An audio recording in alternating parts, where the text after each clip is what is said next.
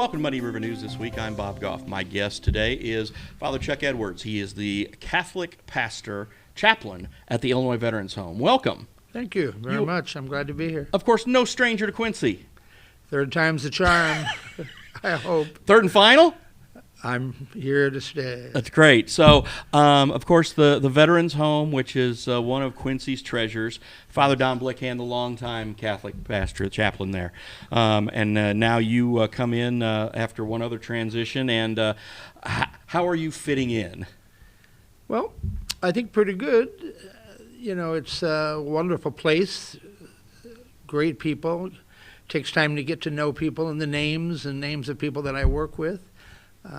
There's a lot of wonderful things going on at the home right now, obviously, with the expansion. And I'm running around to the different buildings and seeing who's where and having services with them. It's just been wonderful.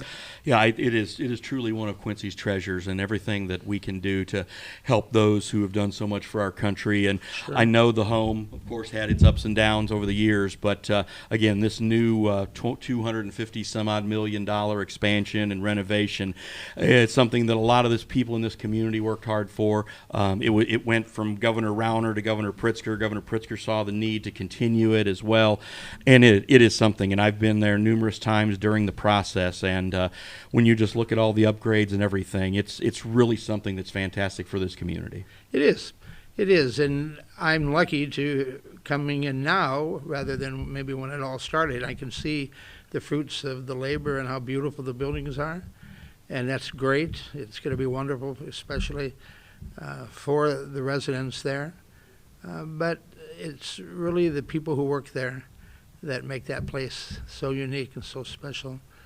They're just great people who you can truly see that they love their, I call it ministry. They serve these people with compassion and heart, and they really care. It's you're absolutely right, and I know in my short time when I was working for the state and when I worked for the Department of Employment Security, I would work with my counterpart at the Veterans Affairs in order to help job fairs, and because nursing is a tough profession to fill, and it's a tough job everywhere, but to try to get people to come aboard, and one of those selling points was, look, yes, it's a state job and there's great benefits to it and everything, but look at the people you get to work with, look at the people you get to minister, to service, you get to all these men and women who've done so much for us. It's really a great opportunity to give back, and I think people who really embrace that have a wonderful career out there. They do.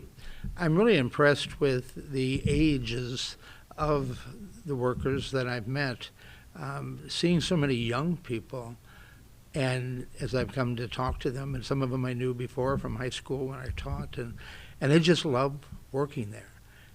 It's like, this is where I'm going to work. I don't have any desire to go anywhere else. And to watch their interaction, is just wonderful. You've been a priest for how many years now? 39.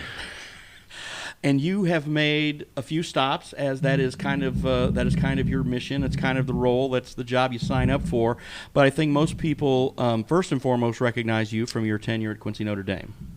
Yes, I had the privilege to be there the 2 times I was here before, both full-time, working as like a Christian formation director there, and helping with the faith element of the school, as well as the retreat programs and stuff.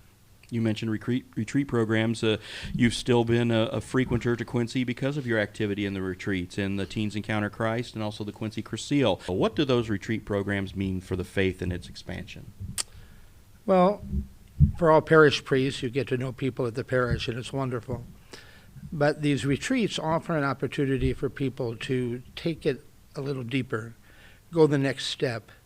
And being a priest that's involved in the program, which I have been for 40 years, to get to watch and see, people say, oh, you've signed so many people up. Well, I think I signed up the first 5, and then they sign, and they sign, and they sign. And then to get to see that and to watch the growth and the beauty of how this faith that is lived even stronger in their marriages and in their families and raising up their kids. And now I've come to know these children now as their parents raising up their kids. And I feel the renewal programs are probably one of the greatest gifts we have in this area. It started in Quincy 50 years ago with Tech. Having been someone who's been involved with the Cursillo movement since 2007 with my wife, Ellen, and to see, I was one of the guys who said, sure, I'll be glad to go. I think it sounds great. And it became a really life-changing event for us. But I also have seen in my participation all of the people who have kind of gone there clinched, like they're being dragged or forced or whatever. But in, I want to say 95.7% of those cases, once they're in, it's like, okay, I get it now. This does mean something. Sure. I've invited those same people and have been called certain names before the weekends, and then afterwards you could see the change. And they're just, so many times people will say, I wished I would have done this earlier. Yeah. And I tell them, this was your time. This was what it was meant to be. And we've heard that over and over and over. When it's your time, God will call and you'll know. And it's just, I love it when they keep coming back. The retreats, those two retreats and other retreats, Walk to Emmaus and others, are housed at the Retreat Center, which is the North Campus of Quincy University at 18th and Seminary Road. And I've long considered that a very special place for that purpose. But I think the fact that Quincy has kind of become this epicenter for that, and it's not something that, maybe the tourism folks are going to say, hey, this helps bring people to town. But it really does, because probably the 25 to 30 retreats that are held out there a year, you've got people coming from all over who are spending those weekends here to be a part of it, and their family. And once they've been kind of initiated into the program, their family and friends also come in. And I know, for example, I think Sprouts Inn certainly loves to see it, because they've always got a good crowd of people out there, as do some of the other fine restaurants here in Quincy.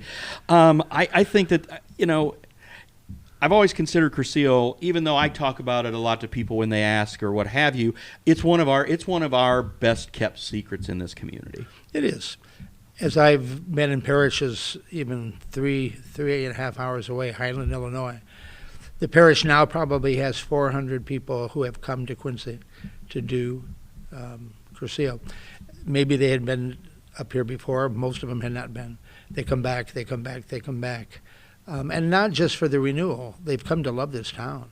I mean, when I found out I got the job, and the job was even open, I thought, oh, my Lord, I get to go back. I get to go back and be a part of something, whether it be the stuff that I love. I love sports, and so I love the high school sports. I love QND school.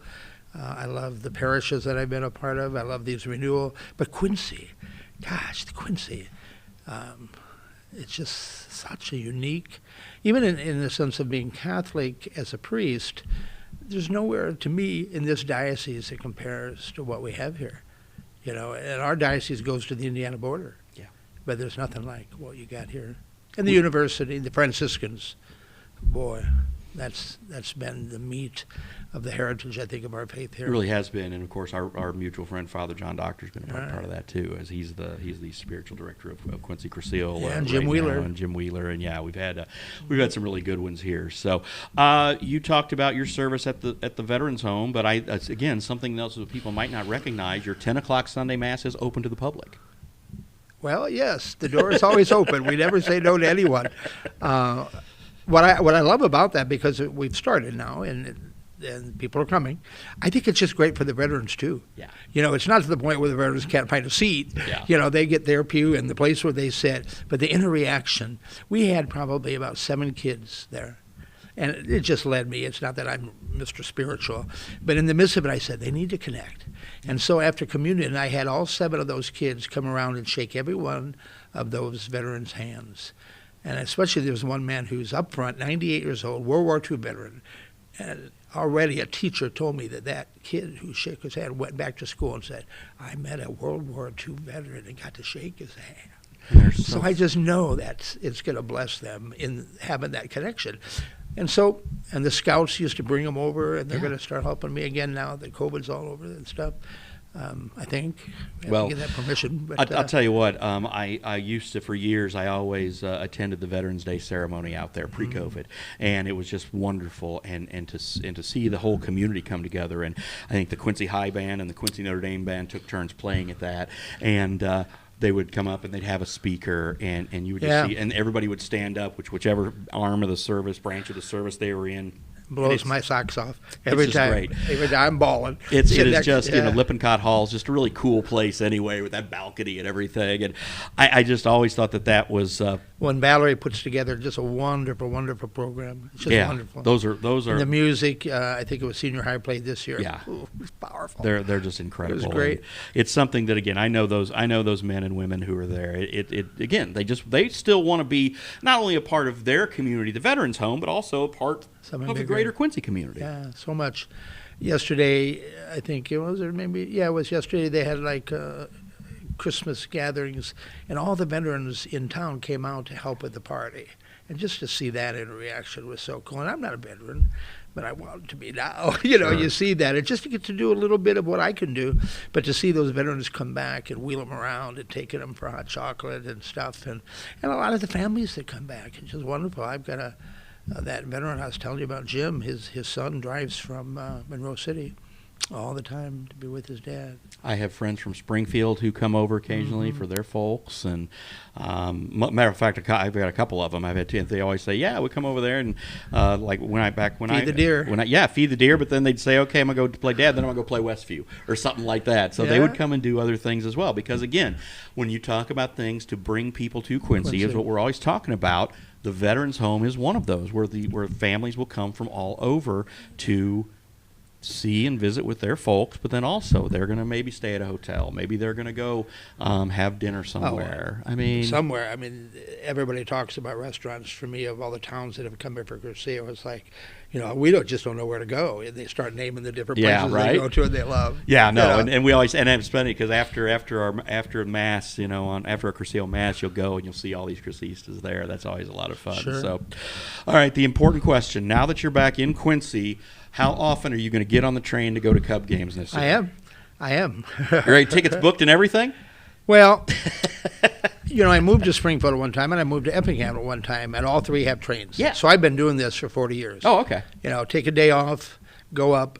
I can get on the train here at 6 o'clock, get there by 10:20, get to Wrigley by 11:30, eat lunch for half price, watch a 1:20 game, get back on the train at 6 o'clock, and be back home at 10:20. You've got this down to a To science. a T. And I've been doing this since 1990 when I was here. That's great. Well, It's fun. The folks at Amtrak will be glad to see you again. Yeah. I know everybody here in They owe Quincy's. me. I know everybody here in Quincy's glad to see you and glad you're back. I hope so. So again, I appreciate it. I'm sure I'll be seeing you around. And again, best of luck. And again, thanks for being back in Quincy. Thank you. It's my privilege. That's all the time we have for now. I'm Bob Goff. We'll see you next week.